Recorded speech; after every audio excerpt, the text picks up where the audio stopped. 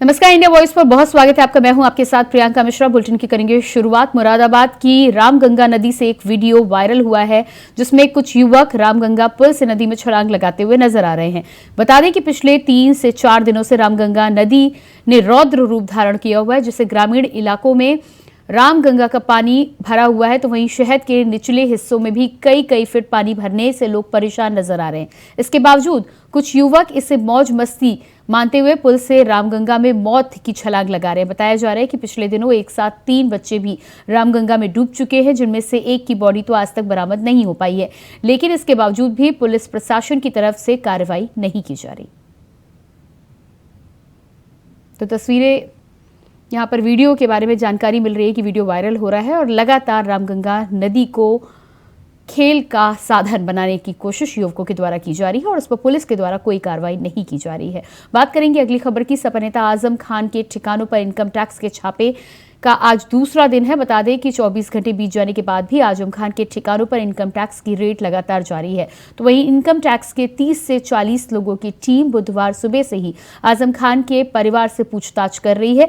साथ ही आजम खान के dream project मौलाना मोहम्मद अली जौहर university और हमसफर रिजॉर्ट पर भी इनकम टैक्स की रेड पड़ी है। बताया जा रहा है कि आजम खान के घर और यूनिवर्सिटी को कमांडो ने घेर रखा है, साथ ही साथ पुलिस बल भी मौके पर मौजूद है।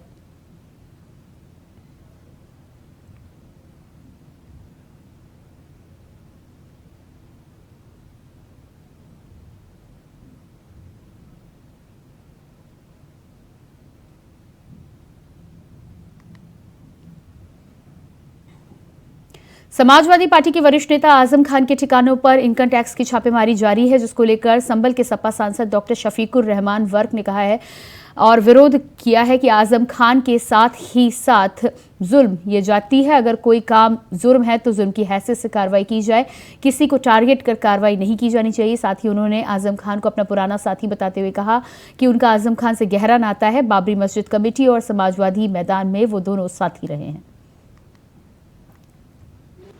देखिए, ये खुला हुआ जुल्म और जाती है आजम खान के साथ।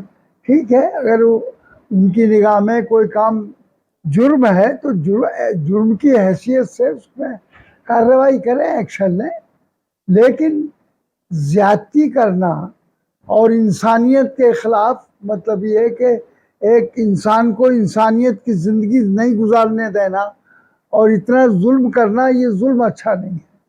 हाँ, इसलिए मेरी गुजारिश है कि गवर्नमेंट इनके मसले पर गौर करे और मतलब ये कि अगर कोई जो भी कार्रवाई है इनके खिलाफ का एक्शन है, इन्होंने कोई जुर्म किया है, कोई गलती की है, तो बहरहाल उसका उसी एतबार से उसको उसके खिलाफ कार्रवाई हो, लेकिन ये हरेसमेंट अच्छा नहीं है। केंद्रीय गृह मंत्री अमित शाह ने हिंदी दिवस के अवसर पर वीडियो संदेश जारी किया है। अमित शाह ने कहा है कि हिंदी एक जनतांत्रिक भाषा रही है, हिंदी ने एकता की भावना स्थापित की। अमित शाह ने ट्वीट कर हिंदी दिवस के अवसर पर सभी को शुभकामनाएं दी हैं। दुनिया का सबसे बड़े लोकतंत्र और भारत की भाषाओं की विविधता को एकता के सूत्र में पिरोने का नाम हिंदी है। भारत ने संयुक्त राष्ट्र में हिंदी राजभाषा का उपयोग को बढ़ावा देने की भी पहल की है। राजभाषा विभाग द्वारा अखिल भारतीय राजभाषा सम्मेलन की भी नई परंपरा शुरू की है। 13-14 नवंबर 2021 बनारस में पहला और 14 सितंबर 22 को सूरत में और राजभाषा सम्मेलन आयोजित किया गया। इस साल पुणे में यह तीसरा अखिल भारतीय राजभाषा सम्मेलन आयोजित किया जा रहा है। राजभाषा को तकनीक के अनुसार विकसित बनाने के लिए राजभाषा विभाग ने स्मृति आधारित अनुवाद प्रणाली कंठस्थ का भी निर्माण किया है। इंडिया गठबंधन समन्वय समिति की बैठक पर पश्चिम बंगाल के एलओपी और बीजेपी नेता सुवेंदु अधिकारी ने कहा है कि चोरों, भ्रष्ट लोगों, वंशवाद की राजनीति, तुष्टीकरण की राजनीति में विश्वास करने वाले लोगों का गठबंधन है। पीएम मोदी 400 से अधिक सीटों के साथ वापस आएंगे। दिल्ली में शरद पवार के घर पे बैठ के बैठक किया है, जिसमें भारत वो तो इंडिया अलायंस नहीं है भैया, करेक्शन कीजिए। I.N.D.I.A ये चोरों का अलायंस है। भ्रष्टाचारी, वंशवादी, परिवारवादी, तुष्टिकरण राजनीति जो करता है ये लोग का अलायंस है। ये अलायंस का देश का कुछ नहीं है। मोदी जी अगली बार 400 पार देख लेना, ये बेकार, इसमें कुछ होने वाला नहीं है। दिल्ली में आयोजित 63वें एसीएमए वार्षिक सत्र में केंद्रीय मंत्री नितिन गडकरी ने कहा है कि जब पराली जलती नहीं है, अब पराली से 1 लाख लीटर इथेनॉल बनाई जाती है, 150 टन बायो बिटुमेन बनाते हैं। साथ ही साथ आने वाले कुछ सालों में कमर्शियल हवाई जहाज, फाइटर जेट, हेलीकॉप्टर किसानों के द्वारा तैयार किए गए ईंधन पर ही चलेंगे। हमारे एयरफोर्स ब्राजील का 22% इथेनॉल एयरफोर्स में फाइटर जेट में डाल रहा है। हमारे अभी पानीपत में इंडियन ऑयल, हम लोग उनके पीछे लगते थे, अभी प्लांट चालू हो गया। पराली जो जलती थी, इस बार देखना है मुझे विंटर में, अब पराली जलती नहीं, पराली में वैल्यू एडिशन हुआ। अब पराली से वो 1 लाख लीटर इथेनॉल बनाते हैं, 150 टन बायो बिटुमिन बनाते हैं, और वो अब बायो एविएशन फ्यूल बना रहे हैं। और आने वाले समय में हमारे देश में हमने पॉलिसी अब स्वीकार की है कि हम 8% बायो एविएशन फ्यूल हम एविएशन फ्यूल में डालेंगे। और आपको बताता हूं, सुदर्शन जी वहां तक सीमित थे, अब आगे देश गया। अब आने वाले 2 साल 3 साल के बाद कमर्शियल हवाई जहाज, फाइटर जेट, हेलीकॉप्टर किसानों ने तैयार किए हुए ईंधन पे चलेंगे। वो दिन अब दूर नहीं है। और आप ये स्वदेशी स्वावलंबन की सबसे बड़ी बात है कि 16 लाख करोड़ का इंपोर्ट है। मैं अभी, मुझे लोग पूछते हैं आप इलेक्ट्रिक बोल रहे हैं, हाइड्रोजन बोल रहे हैं, मिथेनॉल बोल रहे हैं, इथेनॉल बोल रहे हैं, बायो सीएनजी, बायो एलएनजी, सबको बोल रहे हैं, तो क्या होगा? मैंने बोला आप चिंता मत करो, आप सब में कितना भी दम होकर आप करेंगे तो भी 16 लाख करोड़ का इंपोर्ट 5 साल में 25 लाख करोड़ का होगा। क्योंकि गाड़ियों की संख्या, ऑटोमोबाइल की ग्रोथ इतनी बड़ी हुई कि जब मैं मंत्री बना, ये मेरे पास ही डिपार्टमेंट है, तब 4.5 लाख करोड़ की इंडस्ट्री थी, आज 12.5 लाख करोड़ की हुई है। लखनऊ में एक के बाद एक कई धमाके करके मॉक ड्रिल शुरू की गई। बता दें कि लोक भवन के अंदर मॉक ड्रिल शुरू हुई, जिसमें एनएसजी के जवान, यूपी पुलिस के जवान, यूपी फायर सर्विसेज के जवान मॉक ड्रिल में शामिल हुए। तो वहीं लोक भवन में आसपास के इलाकों को कवर कर ऑपरेशन चलाया जा रहा।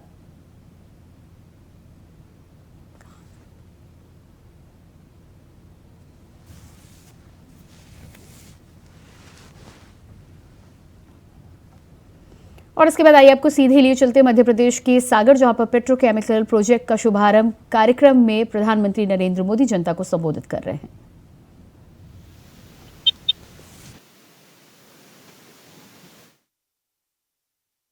ये परियोजनाएं इस क्षेत्र के औद्योगिक विकास को नई ऊर्जा देगी। इन परियोजनाओं पर केंद्र सरकार 50,000 करोड़ रुपए से ज्यादा खर्च करने वाली है। आप कल्पना कर सकते हैं 50,000 करोड़ क्या होता है? हमारे देश के बहुत सारे राज्यों का पूरे साल का बजट भी इतना नहीं होता है जितना आज एक ही कार्यक्रम के लिए भारत सरकार लगा रही है।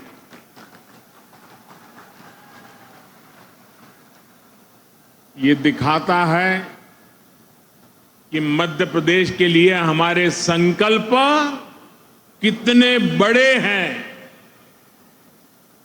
ये सारे प्रोजेक्ट्स आने वाले समय में मध्य प्रदेश में हजारों हजार युवाओं को रोजगार देंगे। ये परियोजनाएं गरीब और मध्यम वर्गीय परिवारों के सपनों को सच करने वाली है। मैं बिना रिफाइनरी के विस्तारीकरण और अनेक नई सुविधाओं के शिलान्यास के लिए मध्य प्रदेश के कोटि कोटि जनों को बहुत बहुत बधाई देता हूं। साथियों, आजादी के इस अमृत काल में हर देशवासी ने अपने भारत को विकसित बनाने का संकल्प लिया है। इस संकल्प की सिद्धि के लिए ये जरूरी है कि भारत आत्मनिर्भर हो। हमें विदेशों से कम चीजें बाहर से मंगानी पड़े। आज भारत पेट्रोल डीजल तो बाहर से मंगाता ही है, हमें पेट्रोकेमिकल प्रोडक्ट्स के लिए भी दूसरे देशों पर निर्भर रहना पड़ता है। आज जो बिना रिफाइनरी में पेट्रोकेमिकल कॉम्प्लेक्स का शिलान्यास हुआ है, वो भारत को ऐसी चीजों के उत्पादन में आत्मनिर्भर बनाने का काम करेगा। बहुत से लोगों को ये पता ही नहीं होता, ये जो प्लास्टिक पाइप बनते हैं, बाथरूम में इस्तेमाल होने वाली प्लास्टिक की बाल्टी और मग होते हैं, प्लास्टिक के नल होते हैं, प्लास्टिक की कुर्सी टेबल होती है, घरों का पेंट होता है, कार का बम्पर होता है, कार का डैशबोर्ड होता है, पैकिंग मटेरियल होता है, मेडिकल उपकरण होते हैं, ग्लूकोज की बोतल होती है, मेडिकल सिरिंज होती है, अलग अलग तरह के कृषि उपकरण होते हैं।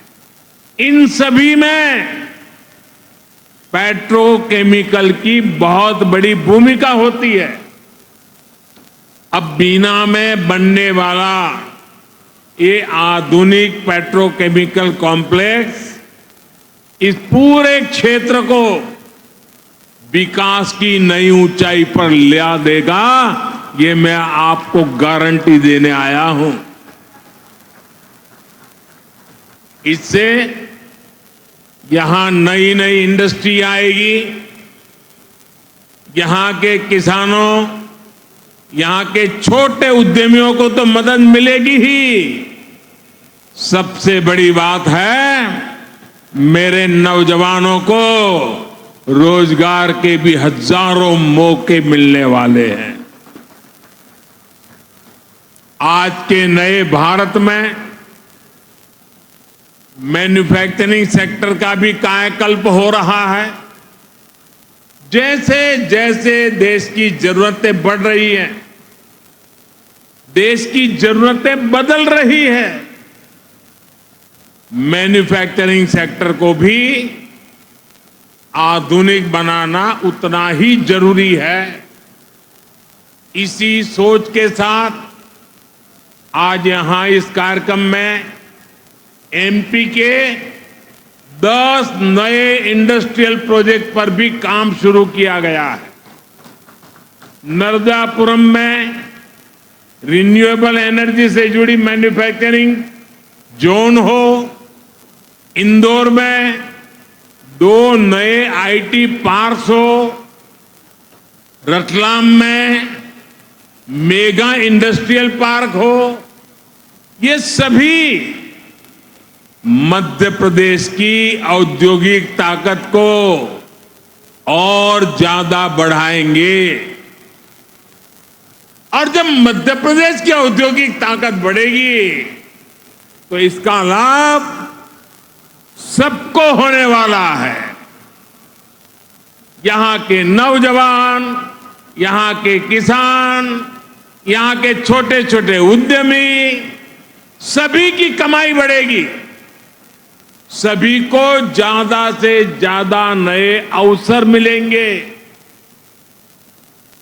मेरे परिवारजनों, किसी भी देश या फिर किसी भी राज्य के विकास के लिए जरूरी है कि पूरी पारदर्शिता से शासन चले, भ्रष्टाचार पर लगाम कसी रहे, यहां मध्य प्रदेश में आज की पीढ़ी को बहुत याद नहीं होगा, लेकिन एक वो भी दिन था जब मध्य प्रदेश की पहचान देश के सबसे खस्ता हाल राज्यों में हुआ करती थी।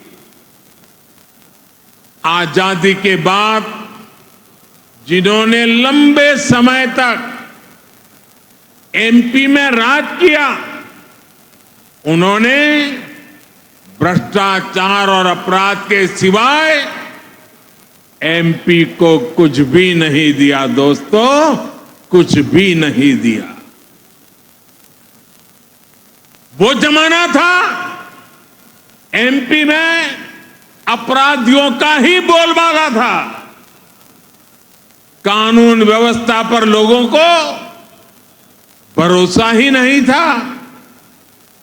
ऐसी स्थिति में आखिर मध्य प्रदेश में उद्योग कैसे लगते, कोई व्यापारी यहां आने की हिम्मत कैसे करता। आपने जब हम लोगों को सेवा का मौका दिया, हमारे साथियों को सेवा का मौका दिया, तो हमने पूरी ईमानदारी से मध्य प्रदेश का भाग्य बदलने का भरसक प्रयास किया है। हमने मध्य प्रदेश को भय से मुक्ति दिलाई, यहां कानून व्यवस्था को स्थापित किया। पुरानी पीढ़ी के लोगों को याद होगा कि कैसे कांग्रेस ने इसी बुंदेलखंड को सड़क, बिजली और पानी जैसी सुविधाओं से तरसा कर रख दिया था। आज भाजपा सरकार में हर गांव तक सड़क पहुंच रही है, हर घर तक बिजली पहुंच रही है। जब यहां कनेक्टिविटी सुधरी है तो उद्योग धंधों के लिए भी एक सानुकूल, पॉजिटिव माहौल बना है। आज बड़े बड़े निवेशक मध्य प्रदेश आना चाहते हैं, यहां नई नई फैक्ट्रियां लगाना चाहते हैं। मुझे विश्वास है अगले कुछ वर्षों में मध्य प्रदेश औद्योगिक विकास की नई ऊंचाई छूने जा रहा है। मेरे परिवारजनों, आज का नया भारत बहुत तेजी से बदल रहा है। आपको याद होगा, लाल किले से मैंने गुलामी की मानसिकता से मुक्ति और सबका प्रयास के संबंध में विस्तार से चर्चा की थी। मुझे आज ये देखकर बहुत गर्व होता है कि भारत ने गुलामी की मानसिकता को पीछे छोड़कर अब स्वतंत्र होने के स्वाभिमान के साथ आगे बढ़ना शुरू कर दिया है। और कोई भी देश जब ऐसा ठान लेता है तो उसका कायाकल्प होना शुरू हो जाता है। अभी अभी आपने इसकी एक तस्वीर G20 समिट के दौरान भी देखी है। गांव गांव के बच्चे की जुबान पर G20 शब्द आत्मविश्वास से गूंज रहा है। दोस्तों, आप सभी ने देखा है कि भारत ने किस तरह G20 का सफल आयोजन किया है। आप मुझे बताइए मेरे दोस्तों, बताएंगे ना? मुझे जवाब देंगे? हाथ ऊपर करके जवाब देंगे? वो पीछे वाले भी जवाब देंगे? सबके सब बोलेंगे? आप मुझे बताइए, G20 की सफलता से आपको गर्व हुआ या नहीं? आपको गर्व हुआ या नहीं? देश को गर्व हुआ कि नहीं हुआ? आपका माथा ऊंचा हुआ कि नहीं है? आपका सीना चौड़ा हुआ कि नहीं हुआ? मेरे प्यारे परिवारजनों, जो आपकी भावना है वो आज पूरे देश की भावना है। ये जो सफल G20 हुआ है, इतनी बड़ी सफलता मिली है, इसका श्रेय किसको जाता है? इसका श्रेय किसको जाता है? इसका श्रेय किसको जाता है? ये किसने कर दिखाया? ये किसने कर दिखाया? जी नहीं, ये मोदी ने नहीं, ये आप सबने किया है। ये आपका सामर्थ्य है। 140 करोड़ भारतवासियों की सफलता है दोस्तों। ये भारत की सामूहिक शक्ति का प्रमाण है। और इस सम्मेलन में हिस्सा लेने के लिए दुनिया भर से विदेशी मेहमान भारत आए थे। वो भी कह रहे थे कि ऐसा आयोजन इसके पहले उन्होंने कभी नहीं देखा। तो ये थे प्रधानमंत्री नरेंद्र मोदी। मध्य प्रदेश पहुंचे हैं, पेट्रोकेमिकल प्रोजेक्ट का यहां पर शुभारंभ किया है और साथ ही साथ जनता को संबोधित करते हुए प्रधानमंत्री ने कहा कि G20 की सफलता केवल देश की और प्रधानमंत्री की सफलता नहीं, बल्कि पूरे देश की 140 करोड़ देशवासियों की ये सफलता है। और इसी के साथ फिलहाल इस बुलेटिन में इतना ही। खबरों के लिए लगातार बने रहिए इंडिया वॉइस के साथ। नमस्कार।